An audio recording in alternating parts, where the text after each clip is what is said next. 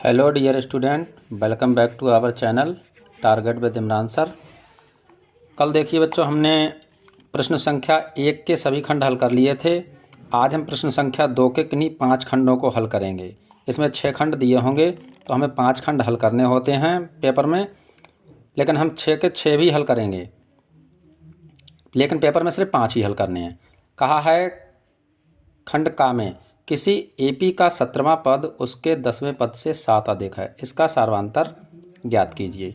तो किसी एपी का अगर 17वां पद उसके 10वें पद से 7 अधिक है तो हमें सार्वधातर ज्ञात करना। 4 अंक का ये प्रश्न है और आइए इसे सीखते हैं। देखिए, कोई एपी है, हम यहाँ लिख लेते हैं कि एपी यानी कि समांतर श्रेणी है, और इस समांतर श्रेणी का उसने कह दिया है कि 17वां पद उसके 10वें पद से 7 अधिक है। तो यहाँ हम लिख लेते हैं 17वां पद, 17वां पद, और यहाँ लिख लेते हैं इसका 10वां पद, 10वां पद। अब 17वां पद अगर 10वें पद से ये 7 अधिक है तो हम क्या करें, इधर अगर 7 कर दें बेटा तो हम इसे बराबर का चिन्ह यहाँ पर लगा सकते हैं कि 17वां पद जो है 10वें पद से ये 7 अधिक था, हमने इधर 7 कर दिया तो ये बराबर हो गए। अब आइए, किसी समांतर श्रेणी का जो nवां पद है, nवां पद ज्ञात करने का फार्मूला क्या होता है, nवां पद।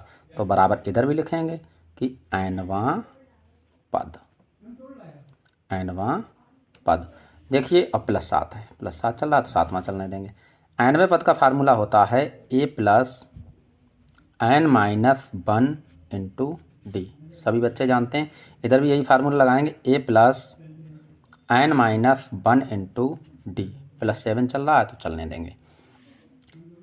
इसे लिखेंगे a + n की वैल्यू यहाँ कितना, 17वां पद पूछ रहा है तो यहाँ लगाएंगे 17 - 1 इंटू डी इजुकल टू, इधर लगाएंगे a + इधर 10वां पद पूछ रहा तो n की जगह हम लगाएंगे 10 - 1 इंटू डी +7। इसे सॉल्व करेंगे तो देखो a से a काट दो, 17 में से 1 घटा तो कितना बचा, 16d, बराबर इधर 10 में से 1 घटा तो कितना बचा हमारे पास, 9d। +7 चल रहा है तो चलने देंगे। d को एक और ले आइए, 16d, ये वाला इधर प्लस का 9d है, इधर लेके आएंगे तो माइनस का 9d, बराबर में रह गया हमारे पास सिर्फ 7। 16d में से 9d घटा तो हमारे पास बचा 7d बराबर 7। हमें केवल d की वैल्यू बतानी यानी सार्वधातर ज्ञात करना है, तो ये हो जाएगा 7/7। और देखो ये चीज़ हम पहले ही सीख चुके हैं, जब किसी संख्या के हर में वही संख्या अगर आ जाए तो उत्तर सदैव होगा 1। तो इसका जो सार्वधातर है वो कितना होगा, 1। ये क्वेश्चन नंबर इसका का था। आइए खा को प्रश्न की ओर चलते हैं। खा प्रश्न देखिए क्या कहता है इसमें। खा प्रश्न करा, समीकरण √2x² + 7x + 5√2 = 0 के मूल होंगे।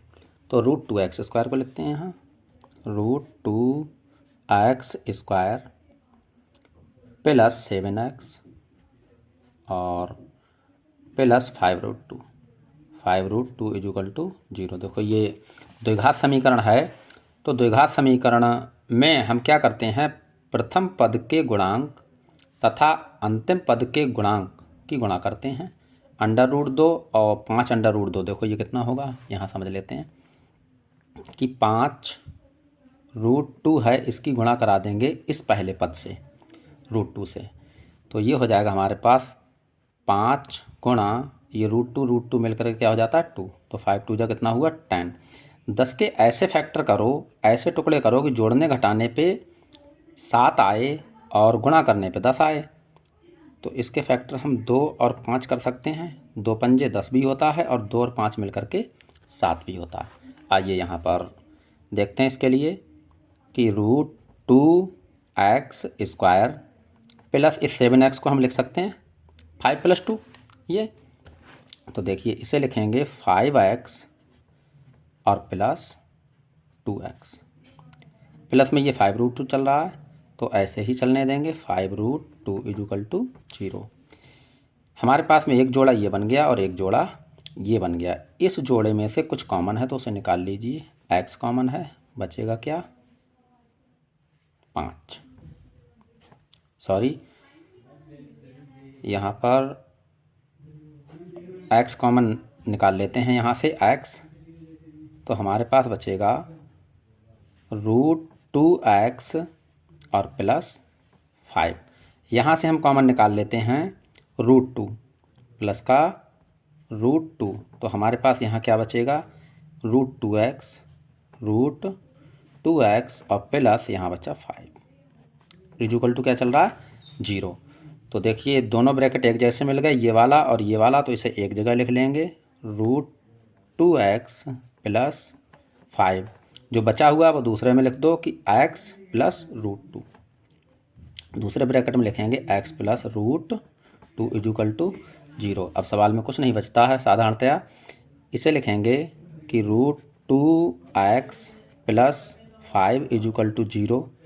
तो लिखेंगे यहाँ पर जब लगा देंगे, जब √2 प्लस 5 इक्वल टू 0 यानी पहली वाली वैल्यू ले ली 0 के बराबर, तो इसे लिखेंगे कि √2x इक्वल टू इस 5 को उधर ले जाएंगे तो बेटा माइनस का 5 हो जाएगा, तो x इक्वल टू हो जाएगा -5/√2। इसे लिखेंगे -5/√2। तो x की एक तो वैल्यू ये आ गई, एक x की वैल्यू और आएगी, वो यहाँ से लिख लेते हैं कि x प्लस √2। लिखेंगे यहाँ कि जब x प्लस √2 इक्वल टू 0 है, तो यहाँ लिखेंगे तब x इक्वल टू माइनस का √2। तो x की एक वैल्यू ये है और एक वैल्यू ये है, तो सीधा उत्तर दे देंगे यहाँ x इक्वल टू माइनस का 5/√2 कामा माइनस का √2। ये हमारा फाइनल उत्तर हो गया। तो आइए अगले प्रश्न की ओर चलते हैं, क्वेश्चन नंबर गा की ओर। देखिए गा प्रश्न क्या कहता है। गा नंबर प्रश्न कह रहा है, प्रश्न नंबर गा देखिए कहा है यहाँ पे, एक त्रिभुज ABC की भुजा BC पर D एक बिंदु इस प्रकार है कि एंगल ADC बराबर एंगल BAC, और सिद्ध कीजिए कि CA² बराबर CB इंटू CD। आइए इसका पहले चित्र बनाते हैं, कोई त्रिभुज ABC बना लेते हैं।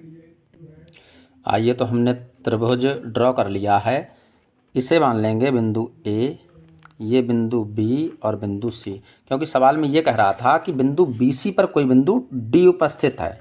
तो हमने क्या किया कि एक त्रिभुज ABC की भुजा BC पर D बिंदु इस प्रकार है, तो कोई भुजा BC पर कोई बिंदु D इस प्रकार है कि एंगल ADC, जो एंगल ये बन रहा है ADC यानी कि ये वाला एंगल, ये किस एंगल के बराबर बता रहा है, एंगल BAC के, एंगल BAC के बराबर ये वाला एंगल पूरा ये इसके बराबर है।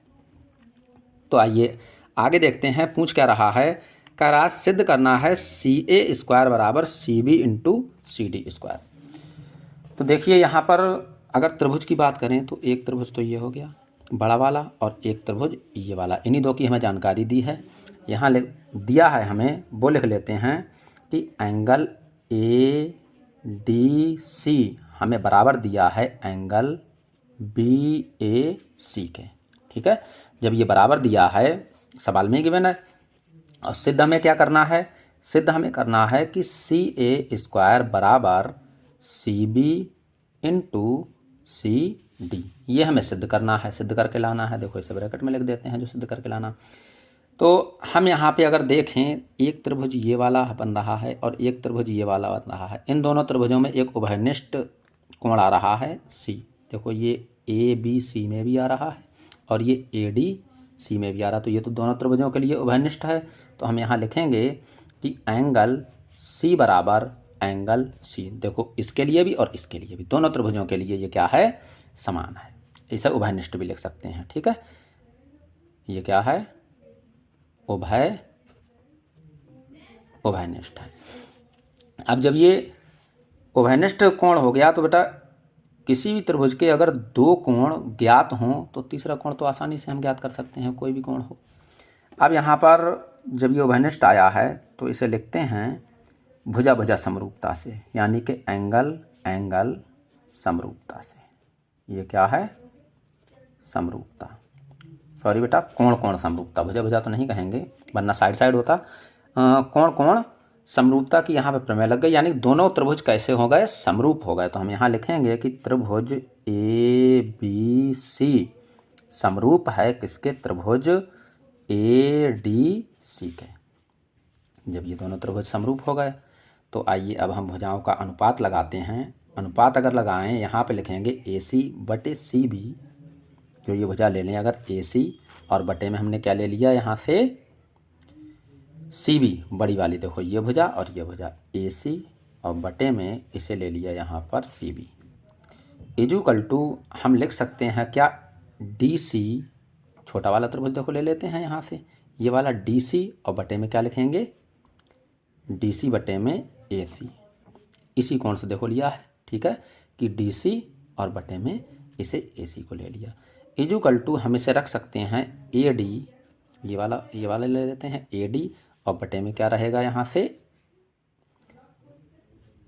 AB ऊपर ले लीजिए, AB और बटे में AD, वरना उल्टा हो जाएगा। अब देखिए तीनों भुजाओं को हम क्या करेंगे, यहाँ पर ये इक्वल हैं, क्या हैं, AC बटे CB और DC बटे AC और AB बटे AD, ये क्या है समानुपातिक, यहाँ पर प्रमेय लगती है आधारभूत। तो यहाँ पर दो कोई बिंदु ले लो जिससे कि हमारा ये सिद्ध होकर के आ जाए। हम क्या करें कि इसे हाँ ठीक है, इसे और इसे ले लीजिए और इसे ले लीजिए, तो हमारा ये सिद्ध होकर के आ जाएगा। यहाँ लिखेंगे AC बटे CB is equal to DC upon AC, इस क्रॉस मल्टीप्लाई करा दीजिए, इसका इधर और इसका इधर, तो ये हो जाएगा AC का स्क्वायर इजुकल टू इसकी गुणा इधर करेंगे तो ये आ जाएगा DC मल्टीपल CB। तो हमें सिद्ध क्या करना है, CA स्क्वायर AC स्क्वायर लिख लो या इसे CA स्क्वायर लिख लो, एक ही बात है। CA स्क्वायर बराबर इधर क्या सिद्ध करना CB, तो CB ये है हमारे पास, क्या है CB मल्टीपल और दूसरा क्या CD, तो DC को चाहे तो CD लिख दो, एक ही बात है। तो ये हमारा क्या है यहाँ पर प्रूव होकर के आ गया, ठीक है।